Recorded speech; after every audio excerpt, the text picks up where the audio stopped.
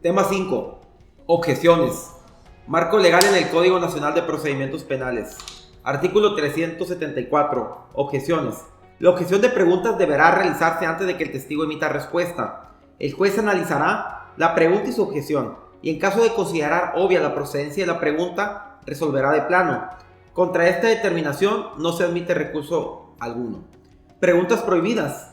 En las objeciones hay preguntas prohibidas, por lo cual les señalaremos las que establece el Código Nacional de Procedimientos Penales y la doctrina. Número 1. Preguntas sugestivas. Son preguntas que llevan la respuesta dentro de la misma pregunta, situación que es motivo de objeción, ya que la información debe ser proporcionada por el testigo y no por el abogado. Técnicas de litigación que deben ser respetadas en todo momento en materia penal. Número 2. Preguntas engañosas o capciosas. Son preguntas que resultan ser poco claras y por lo tanto pueden tener como consecuencia que el testigo responda algo distinto. Número 3. Preguntas destinadas a coaccionar ilegítimamente. Este tipo de preguntas están prohibidas y la contraparte debe de estar preparado para objetarla rápidamente, ya que la intención es intimidar al testigo. Número 4. Preguntas impertinentes o irrelevantes. Son preguntas que no tengan nada que ver con la materia del proceso.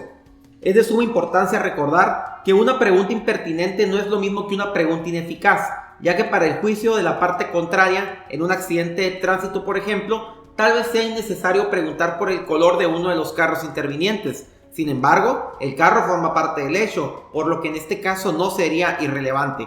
Caso contrario, sería preguntar sobre los gustos culinarios del esposo de la víctima, lo que sí, evidentemente representa una pregunta impertinente. Preguntas compuestas. Son preguntas que dentro de su contenido soliciten más de una respuesta. Pregunta por opiniones o conclusiones. Estas preguntas son las que piden que el testigo dé opinión personal sobre un punto de hecho. Solo podrán ser hechas estas preguntas a los peritos y testigos expertos, según lo reglamenta el Código Nacional de Procedimientos Penales. Es decir, las preguntas hipotéticas en donde se solicite que puedan dar una opinión sobre qué hubiera pasado en caso de que nos encontremos en un supuesto de hecho, solo pueden ser hechas por peritos y testigos expertos. Los testigos civiles o testigos que relaten los hechos que vivieron no tienen permitido poder generar hipótesis sobre ciertas preguntas que les pueda realizar el interrogador o el contraexaminador en su defecto.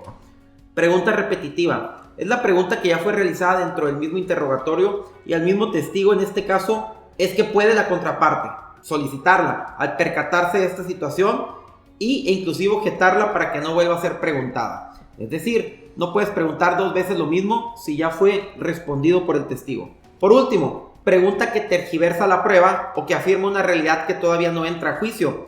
En muchas de las ocasiones la pregunta incluye una afirmación que aunque la haya declarado el testigo en declaraciones previas, todavía no le ha sido preguntada en examen directo. Si sucede esta situación, puede objetarse. Un supuesto muy común es, por ejemplo, preguntar al testigo qué opina del carro rojo que llegó al lugar de los hechos, cuando todavía el testigo no ha dicho que había un carro rojo en el lugar de los hechos. Si esta situación sucede, evidentemente se trata de una pregunta objetable porque esta información todavía no ha sido incorporada al proceso, por lo que la contraparte debe de estar muy atenta en verificar que no se incorpore información que todavía no ha sido dada a juicio.